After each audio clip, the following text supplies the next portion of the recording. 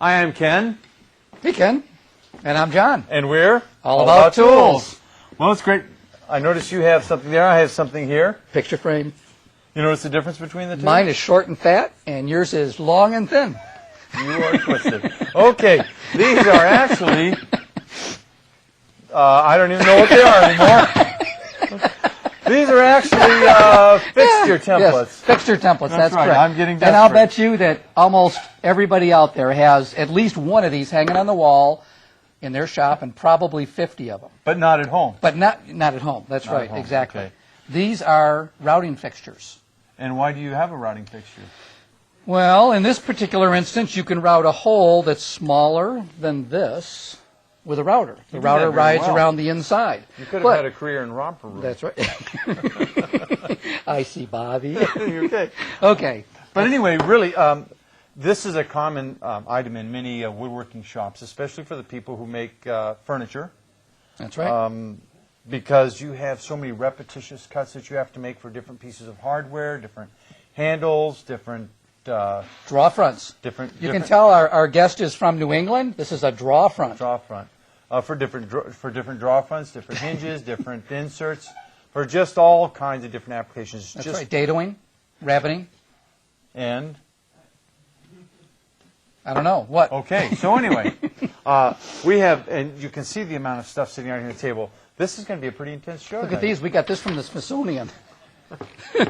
That only means it came from your shop. This has got to be, I'm telling you, this has got to be 35 years old. I got this before I was married. This is 35 years old, easily. Wow. Isn't that something? Okay. Maybe I can take it back to Sears and get a new one. No, they don't guarantee it. Actually, they might like that, though. They might. They might, just because it's just a... That's right. It's just... All right, we have a guest tonight. Like you, a collector's item. And our guest is who? David Whitney. And Vince, don't feel bad, because he didn't remember this guy's name. This guy's name was easy. No, we have Dave Whitney from Roderick's Guide. Come on up here, Dave. And Dave is down from Massachusetts? And you can have that one. What does that one represent? I don't know. Most people's work. Come on over here. There you go. But Dave is visiting us from Rochester, Massachusetts. That's right. Pretty close to Cape Cod. 12 miles from the Cape Cod Canal. He gets the prize for coming the second furthest to come on the show. Who came the furthest? ITI. They came from California. And then who came third furthest? I don't know. Because Andover, Massachusetts would be further away than Rochester. Oh, okay. All right. Okay. But anyway, that's unimportant. Right. So let's come on over here. Let's get into this before we get too distracted. So anyway, we're talking about routing templates, jigs and fixtures, and what this tool is going to do is eliminate the need for all of those. So Dave, why don't you come right around here? And it's a little bit hard to get a shot on this, but why don't you tell us, first of all, what prompted you to make this tool? How I get involved? Well, I get tired of making shop jigs. This jig was built to control a router, to do some hardware installation on a draw front. What kind of front? Draw front for the recessed hardware. Okay. And instead of cutting it with a chisel, I wanted to use a router. So we spent time in the shop with a table saw to build this. My next project was a straight shot. You didn't do too well. So I made another jig After you screwed up the to first one? control my router, and the bushing went in the subbase for this. Okay. So my shop was full of jigs. So I decided to invent an adjustable jig, and that's where I am today. Now, how long ago did you set about to make this adjustable jig? I started drawing pictures in 1988. You're not very quick, are you? No, I got a U.S. patent on it in 1996, and I went to market a few years ago. And this is the tool that I invented. It's four-sided adjustable jig. Okay. Folds up. It's got built-in clamps, and it functions as a adjustable jig. Now, exactly, now how is this thing made here? I've got a lot of moving parts here. It's made out of aluminum extrusion with plastic injected parts that have glass filled. They're 66 nylon, 33 glass, and has a tube. When you say glass, what do you mean, like fiberglass? Fiberglass makes it stronger. Okay. So this is designed to last, obviously. Right. I wanted to build a quality tool. It's so the But aluminum. instead you built this? No, but it's anodized, and it comes in three different sizes, and you can custom build some of them. These are 28-inch arms. I have a 38-inch arm, and I have a 58-inch arm to go across a sheet of plywood. And the length of the main bar there. The tube. This is called a track. These are called my guide arms, and the two end ones are called stop arms. Okay. So I do have a custom tool that has a longer track, which is used in the countertop industry for people that want to cut holes for sinks to drop into. Okay, Which we'll be showing a little bit or later. cooktop cutout. Right. So we'll Right. be showing that in our third segment. So what you're doing is you're controlling your cut in the X and Y axis, and that's why it looks What's like a X square. and Y mean? Y would be across. Why? X would be running this way. Now, the whole theory of this is a little bit different than on a jigger fixture that we used to make. We used to build it so that the template guide actually rode around the inside, Correct. and this rode on top of it. Now, this is a little bit different in that the I provide the woodworker with a thicker subbase in my kit, and the subbase rides against the sides of the jig, and the edge of the subbase controls the cut. okay. So here's is there my- any particular reason you did that? I don't know how it ended up that way. I really don't. Okay. Okay, Because we did get away from the bushing in the middle. The bushing has no function whatsoever anymore for the application. So Okay. it just came. I don't remember how it came. How about. durable is this? Will that wear out at all? This or is is, it something you're not going This to is see wear out? slippery plastic. It's 3/4. Slippery plastic. Yeah, That's cool. UHMW they call it, I guess is the official name. And it's actually more durable than what Porter Cable gives you here, which is probably nylon. Chris from Vancouver wants to know, is this system designed for field or shop work? Both. Portable. I like to run it off a workstation so I can square it up. Technically, it's just a piece of plywood. You could take it to the job site. As you can see, it folds up. And that's it in a nutshell. But actually, we're going to show it when we go to make a sink cutout in the last segment. We're going to show it actually how it comes off of the Track. the track at the end, and can actually be mounted directly to a countertop using Woods vacuum clamps. Yes, it could. Now, so we've seen this is basically all extruded metal. It's completely adjustable. Everything's interchangeable between the three tools. The longer arms, it's just loosen the knob and put the other one on and tighten And you it. can order the other arms. Accessory and arms. stops. A lot of people as separate buy items. the smaller unit, and they'll order a set of 58-inch guide arms for projects down the road. These bases, do they fit any routers? I know we have a bunch of routers out here. I pre-drilled them Porter Cable holes. I offer two sizes, a 6-inch and a 7-inch subbase. Alright, Some of that's the big good. routers, they require a bigger subbase, and it also fits the Triton router, the Now- larger one. Now we have a couple of different routers here. Yeah, what if you have a router that's a dinosaur like this one is? What Right. would you do? A 6-inch would cover that one nicely. Okay. I think that one would require a bigger one. This one The actually, the 7-inch. 6-inch fits this, just so people can see.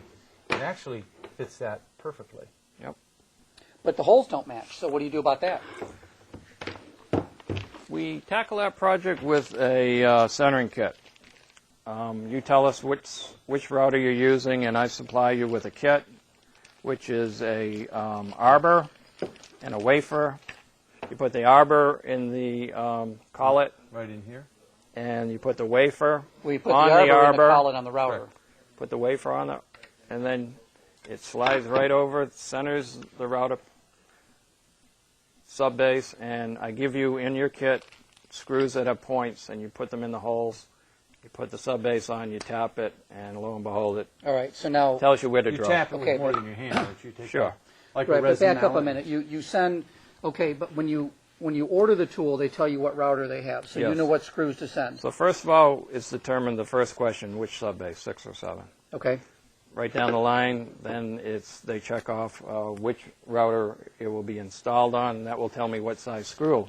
Now, because you need a thick. if your subbase is, let's say this is 6-inch, all right, if this were 6.5, though, you'd automatically go to the bigger Yes, base. that is correct. Okay, so let me go over this one time real quick.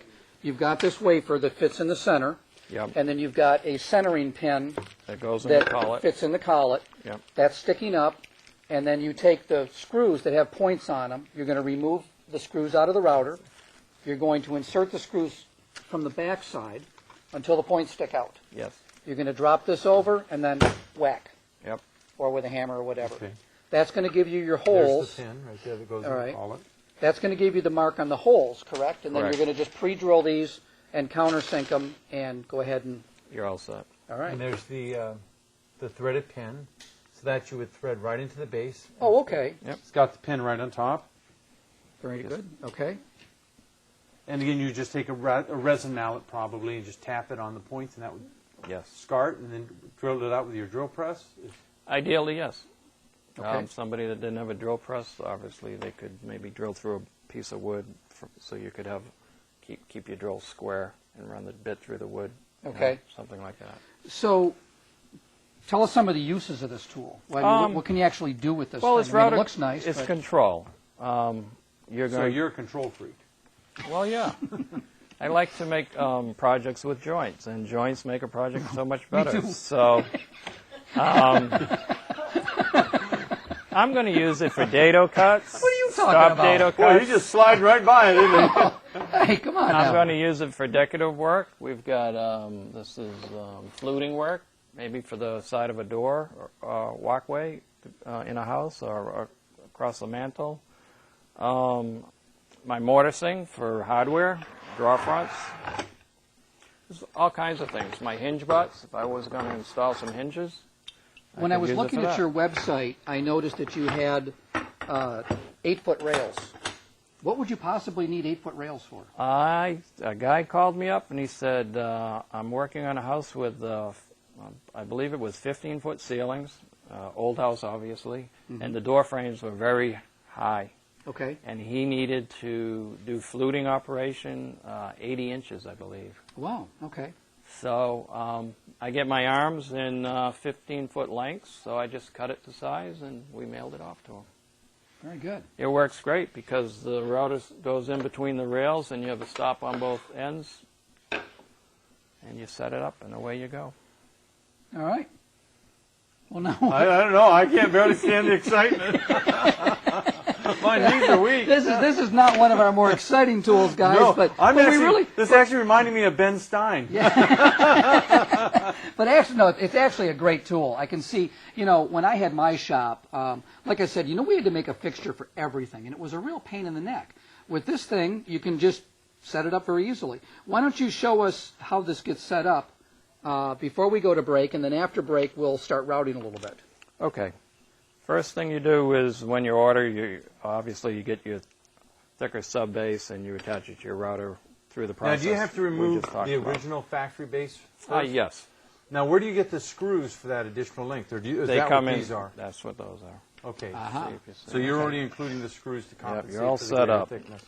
All right, so once you get this, you have the complete kit. You're good to go. Right. All right. Now, do you have the directions they should drill a hole slightly larger than this Yep. diameter? Yep. Okay. And then, of course, it's just a matter of countersinking it. Right. And the beauty of setting it up with the wafer and the arbor is the sub base is directly in the center of the arbor. So no matter which way you turn Right. it, it's center. That's Right, which is really right, important. Right. You're not off. If your holes are larger than your screw, you can be off a little bit, but this definitely Right. centers it. A lot of times, if you use a template guide, if the base isn't centered perfectly, it's different from one side or the other. So that's why a lot of times you Now, have what to if be a guy careful. doesn't have a quarter-inch collet? He needs a bushing. He's got a problem. He needs a Okay. bushing. All right. So you can only set it up with a quarter-inch collet. 'Cause I'm thinking like the fine router only has a half-inch collet. You're right. Okay, so you'd have to have a bushing to go from half inch with a quarter inch and so. Where would you get that bushing? I would say probably over at Lowe's or Home Depot, to be honest with you, in those little boxes. Right? I don't know. Brass, probably. All right, let's So let's here's set how one the of these up tool real quick. functions. The thicker router subbase goes in the tool and it leans against the sides of the tool to control it. Now the whole tool works off a measurement block. That will tell you where you're going to cut. if you have a 1/2-inch bit in your router, I don't know why that won't go flat. There it There is. we go. Just whack it. If you have a 1/2-inch bit in your router, I offer a measurement block. It's from the cutting bit's edge to the edge of the circle that And that controls comes the with cut. the kit, right? This will come with the kit. So as you can see, we're right on the numbers there. Here, let's hold that so we can see here. So you're flush on the edge here Well, you when got- when it's on right, the edge of the bit. right. Got to be on the cut edge. So instead of And then having to you're use flush a here. tape measure to tell you where to line your tool up with, it's quick with just a block. Okay. On my example, I have a stop dado here, and I'm just going to center my tool up and bring my block over to my cutting line. The tool has built-in clamps, so I'm going to secure Your wife this is fence. watching the spiders mate under the chairs. Oh. Do you see? I need to make We have, for those of you who may not have seen the beginning of the show, we have 2 spiders that are mating underneath our chair on the set, and it's actually pretty Sue, pay amusing. attention. We're on It's, camera yeah, here. so they're not watching us; they're watching the spiders. So anyways, I set my gauge block on my cutting line, and now we know when the circle comes down, leaning against the guide arm, it's going to cut right on that line. All right, so back up a second now. That's right. because this is really important, because this is one of the things I was thinking about with this tool is since you're working off the base, it could be difficult to set up where your actual cut is. So with this is the width. This If you width have a equals 1/2-inch bit in your router, right. It equals the distance from the edge of the bit to the edge of the base. So that sits on there, and that sits right on your cut line. Okay. Exactly. Now, how do you figure out? Let's say you have this board. How do you figure out how wide to make that slot and how to perfectly adjust this? Well, That's got to be a real pain, isn't it? it is. But first of all, if you draw it out, you can set it up with your block again. And, Okay. That's a no-brainer. But Okay. if you want to be custom and you have 2 blocks, and this is a shelf, Okay. whatever you put in between the 2 blocks, the tool will cut. Oh, okay. All right, because you're cutting on the outside of the bit on both sides. Right. So that'll fit It's right going to in there. duplicate that, which is good if this is metric or something like that. Metric Okay. plywood. It's going to cut. Yeah, well, it's gonna cut plywood, that. even 3/4 isn't 3/4 anything anymore. Now, what happens if you're using an odd size bit like or a different size bit other than 1/2 inch, if you were using like, Yes. Let's see. Where's our gauge block? We have another gauge block. Oh, this one somewhere. right here. Ah, there. Okay, you're trying to be funny. If you have a 1/4-inch bit or a 3/8-inch bit in your router using this block, it does the same thing this does, only it's a different height. now how would you use it though? Because Same thing. It's just a smaller version. It's not as long. If I have a 1/4-inch block, a bit Did in you my get that, Ken? Smaller version, not quite as long. if I have a 1/4-inch bit in my router, I'm just going to look at my 1/4-inch and I'm going to put my 1/4-inch on my cutting line, just like that. And then tighten it up. Okay. So now when All the right. sub base rides down there, the 1/4-inch will cut on that line. Okay. So I would set the tool up with the 1/4-inch. Oh, we're past our break, guys. Okay. well, I was just so excited, I just missed it. I know we just been consumed by the excitement. All right, we'll be back in just a couple of minutes. And We'll we'll see. We'll see. start datoing next. We'll make some noise and some dust here. We'll see you in a minute. Okay, bye.